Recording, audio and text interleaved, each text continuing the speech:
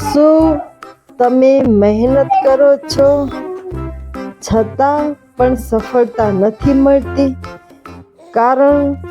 તેનું શું કારણ છે?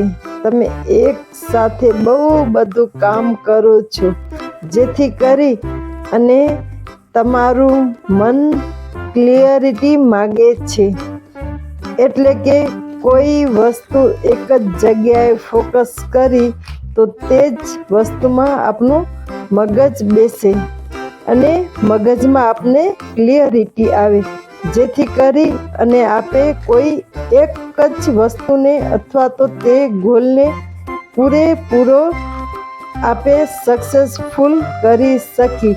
તેમાં અમુક સ્ટેપ હોય છે, જેથી કરી અને તે સ્ટેપ આપે આપણા જીવનમાં અપનાવી તો તે અમુક પગલાંથી અથવા તો સ્ટેપથી આપે આગળ વધી શકી.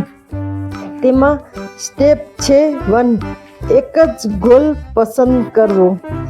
સ્ટેપ 2 છે બધી જ ડિસ્ટ્રેક્શન દૂર કરો, એટલે કે બધી ટાઈપનું ટેન્શન હોય તેને દૂર કરવાનું, જેથી કરી અને આપનું મગજ શાંત રહે અને કાર્યમાં ફોકસ આપે કરી શકી. સ્ટેપ 3 છે રોજ નાના એક્શન લો, એટલે કે નાના કામ પૂરું કરવાનું આપે આદત રાખી. અને સ્ટેપ 4 છે તેમાં કન્ટિન્યુઅસ રહીએ, એટલે કે વારાફરતી આપે તેને રોજ થોડો ટાઈમ આપી અને તે કામને પૂર્ણ કરતા રહીએ.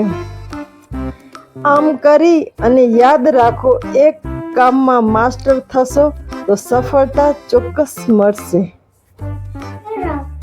એક કામ પર ફોકસ કરશો તો જ સફળ થશો, કારણ કે તે જ કામમાં પૂરેપૂરો આપે ટાઈમ આપી શકી તો જ સફળ થશે.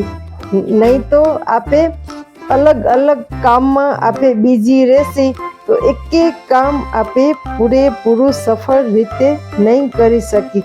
એટલે આપણે એક ગોલ પસંદ કરવો, એક કામ એક